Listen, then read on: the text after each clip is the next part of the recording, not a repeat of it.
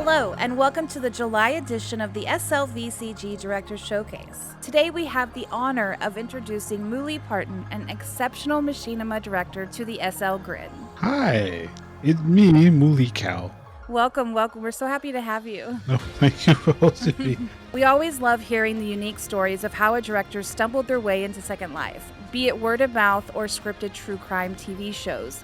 Could you share with us how you first discovered Second Life? Oh boy.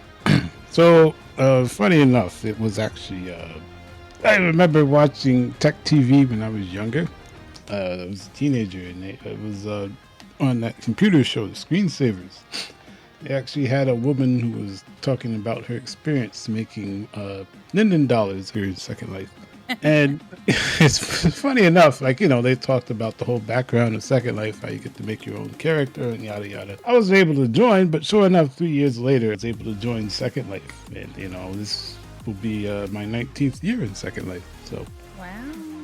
So out of all of the interviews we've done in the past, we do find it rare that people have joined Second Life with the intent of making videos. They usually spend their first few years role-playing, DJing, or shopping and hanging out with friends before they pick up their first Pixel camera. So what kept you busy on the grid when you first joined Second Life? I came in with the intent of exploration, but it became like an outlet. Like I had liked making various avatars. You do amazing avatars. Well, thank you. I try. It's been my signature hallmark, but I tried the RP thing, but it was just making avatars was my biggest outlet, and along the way I found some friends, and actually they became real life friends through Second Life. It's amazing. It is. So your characters that you built, did they start creating stories for you? A lot of the times I have like these stories in my head. It's nothing like, written in gold, but it's just, like the inspiration it creates sometimes for, stuff I'd like to film in Second Life. Yeah, of course. I can understand that. Okay, so we know that you're not really a noob to the world of machinima making. Your Senzigi Tank Club videos actually date back 12 long years ago. This is longer than quite a few of the directors that we've showcased have been making videos. Were these your first steps into machinima? I found the Syzygy videos. I know, it's a funny word to say. Pretty much. Like I took photos, but the Syzygy was it was a bunch of things. It was the regions, like they were most famous for the region cake. At one point, and it spawned a bunch of islands. We'd go on expeditions and things like the Syzygy Tank Club was about crossing the mainlands in tanks. And I just sort of became the group videographer / photographer for various things. Just fun little expeditions in Second Life. Yeah, it's fun to get out and just do something different. We spent some time scrolling on your YouTube channel, as we do, and we did notice that a huge gap in time with posting content. Was this a break that you took in machinima making, or just a break in sharing your work? Truth be told, I can't post everything I do to YouTube. I mean, honestly, I am fluid between non-safe for work content and safe for work content. So I used to have a Flickr I used to post to, but they got bought out and I didn't like what was going on, and so Flickr cannot be seen. So then I had moved to Twitter, and then Twitter got bought out. So now I'm on PrimFeed and I'm trying to upload my back catalog, but it's just that typically I actually do just post stuff in Discords. Yeah. So various groups and things. But I'm active. It's just you may not see me active. Yeah. So you're still making content. We just may not be able to catch it on the normal socials. Exactly. Yeah. I like my little quiet space. Yeah. Underground, not safe for work with Moolly. Let's start that channel. Oh gosh. We love all of your videos, whether they're not safe for work or whether they are. So we're definitely not complaining when you share them in our Discord. Oh, thank you. Yeah, of course. One of the first videos that helped introduce Moolly Parton to the SLVCG community was rather humorous commercial where the audience got to watch your character trying to sell us a car. It was one of my favorites, actually. I loved that video. Here's a quick sneak peek for the viewers. You've seen us on Facebook Marketplace. You read us in Twitter posts. In fact, perhaps you've even seen the owner's mugshot. Moolly Parton, the owner of Moolly's Truck Emporium, 345 El Camino Real in the region of Mother Road. Now, right off the bat, it was clear that you were going to be a very unique director showing us things that we don't normally see. And to be honest, while I'd love to be able to rent a space in your head for just a day, I figured it would just be easier to ask you what exactly inspires your creativity. Oh, I wouldn't advise visiting someone else's head like myself. Are we going to get lost? You'll get lost, it's a whole bunch of nonsense. But I actually started watching out the old vintage 60s, 70s, and 80s commercials, and, like things like the Burton Music Library, which is like a royalty-free library, which like the old TV of yesterday used to use. So like a lot of the 60s and 70s and 80s like theme songs or commercial breaks, I found those interesting. And, it just provides random inspiration because I used to sing when I was younger. And I find that with music, it kind of just inspires me at random. Mm-hmm. So, like various chords and melodies. I'm one of those people who don't listen to the words. I actually listen to the music. Yeah. So we don't know if you realize this or not because you're so humble, but you're a very well-rounded director. Some directors can excel in stunning visuals, while some excel in storytelling, but you have actually excelled in both.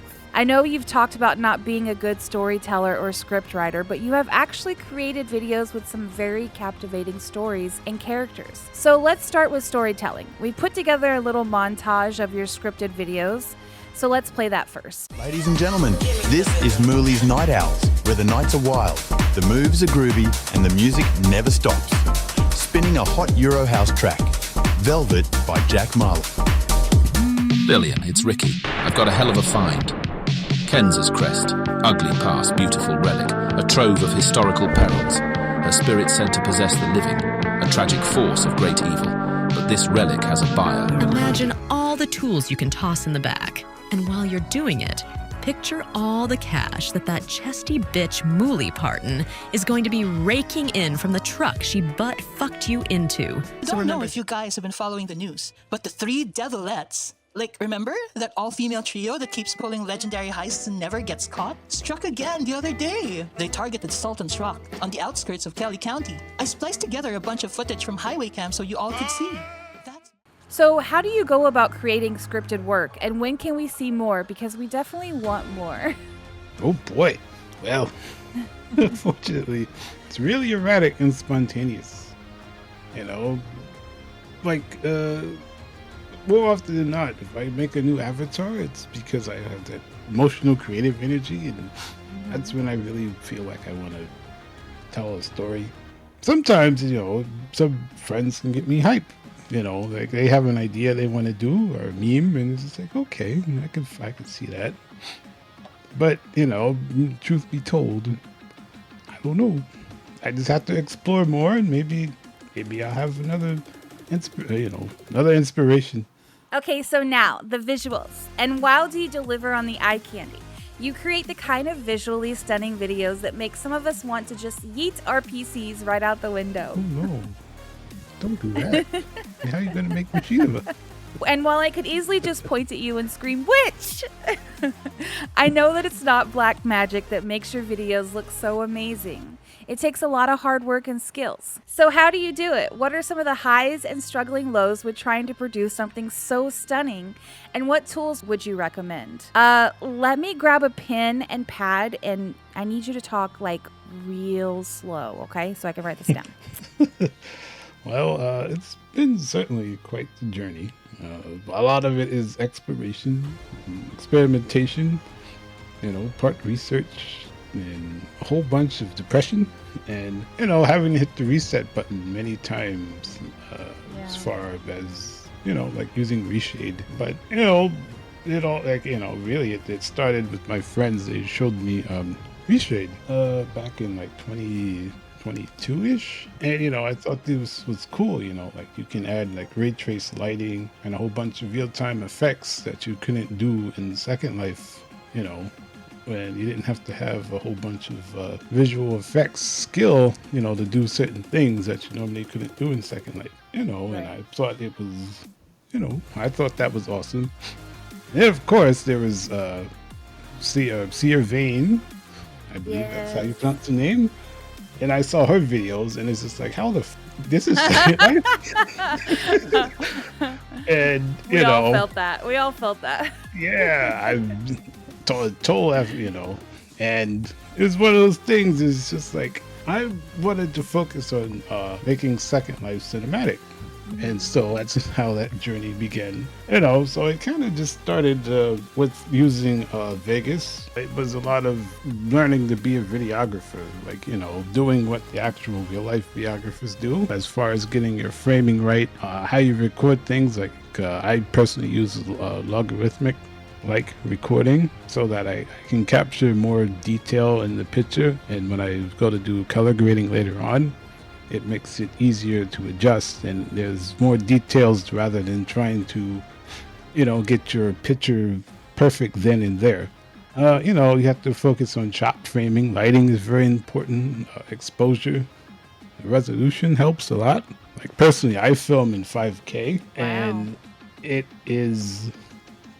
takes some hardware to do it. But, when you go to frame your shot in like a 4K frame in the video editor, I mean, if you don't zoom in, it comes out incredibly sharp. So, a lot of it is learning Reshade, how to build your stack, getting your settings right. That wild stack. Some of the best Reshade stacks I've seen from other people on Discord is only like 5 or 10 items. Simple is really best. Part of it is also software, like plugins, So I actually subscribed, I use Maxon Universe, which has Magic Bullet looks, and it does a lot of what DaVinci can do. I mean, DaVinci is more advanced. Like if you learn it, it's a lot cheaper as well, but it kind of simplifies things in that there's various presets you can use to work with your looks of your scene. And, it can be a great starting point.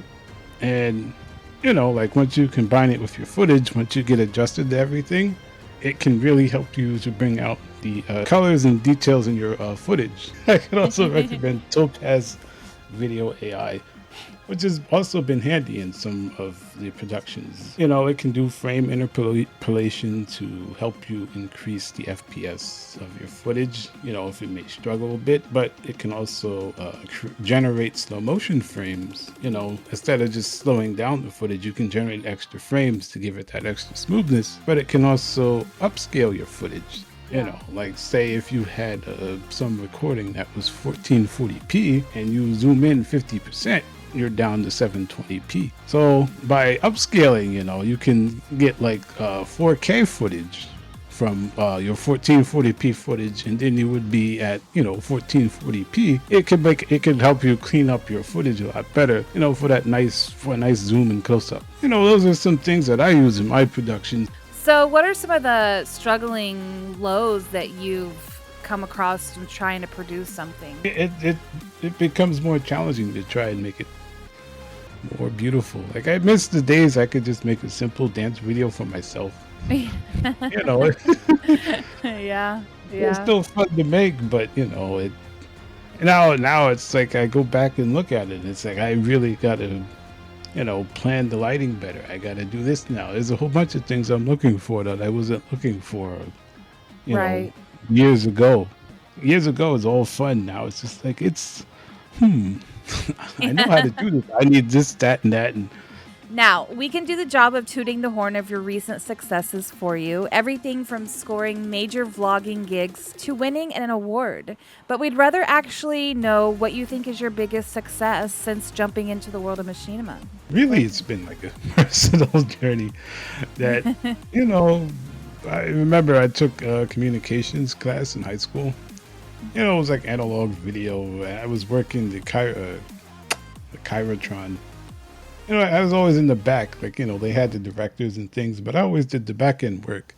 So I always found that fascinating. So, while I may not be a professional videographer, it's kind of nice, do the editing, to do the planning and all that. It's my hobby.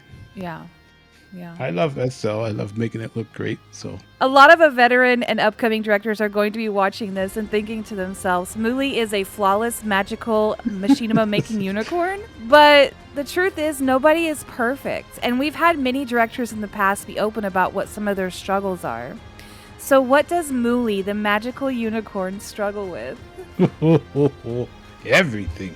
I know one of my weaknesses, I definitely feel I don't have that eye that a director would have. You get that feeling like in your gut where, there's something where, it should have been, it would have been, but it's not that, it just doesn't have that magic. And so I wish I had more of the more detail oriented sort of eye. I wish I could write more engaging stories. My stories I feel like they're kind of simple, and I would love to write something just more in depth. Practice. Yeah, I know. I have the writing skill of a brick. Maybe one day you can challenge yourself to writing a short film. Yeah, maybe one day. Maybe one day. But maybe one day. Now, as a machinima director myself, I can attest to the fact that we love our videos like children. Even the ones we nitpick until our eyes are numb and staring at the screen for hours. And much like a parent loves a child, we should probably never have favorites. But let's be honest, we do have our faves. So what are your favorite 3 videos that you've created and why? Oh, wow. So one of them would be the little Lillian origin story film I had made. It was just, I had made some avatars.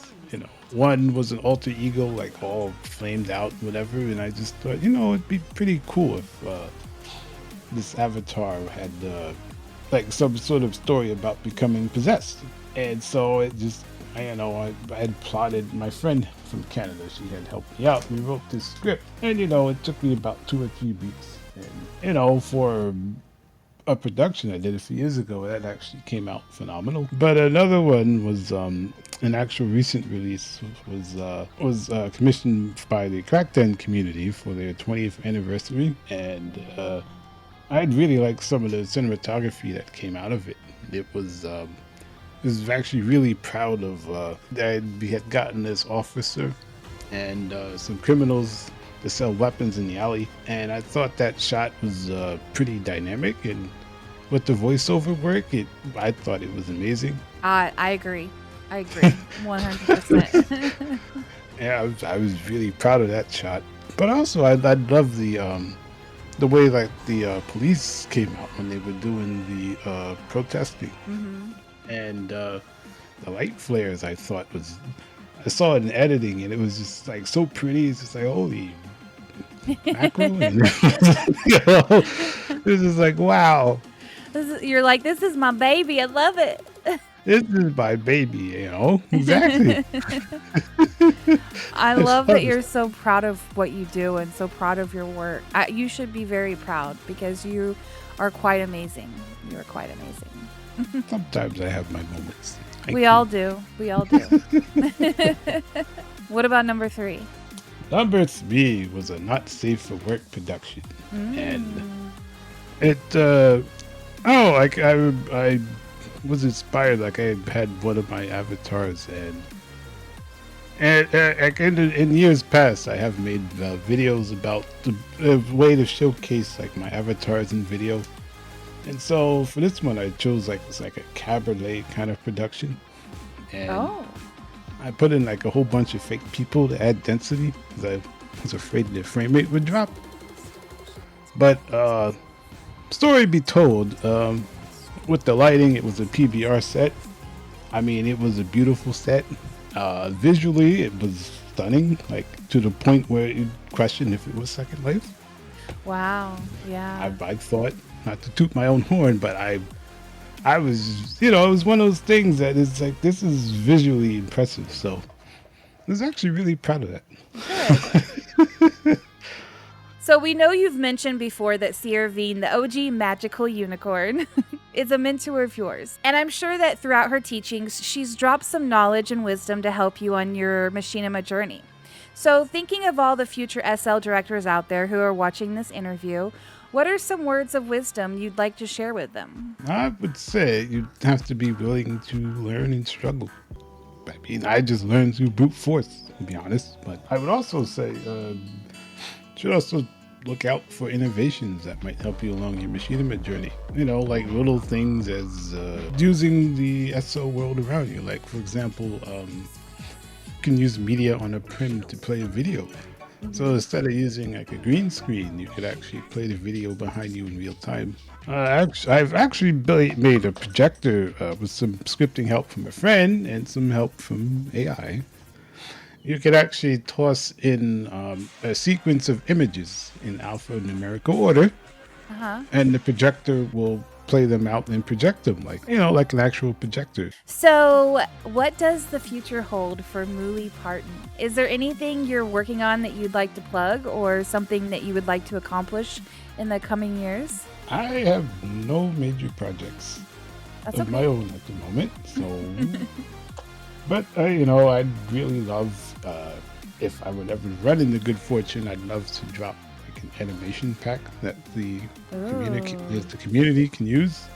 Animations that, aside from dancing, that might be more useful in Machinima. Well, it's been an absolute pleasure having you here today. But before we end this interview, our producer Rizzo is going to kill me if I don't ask you. What's up with this one?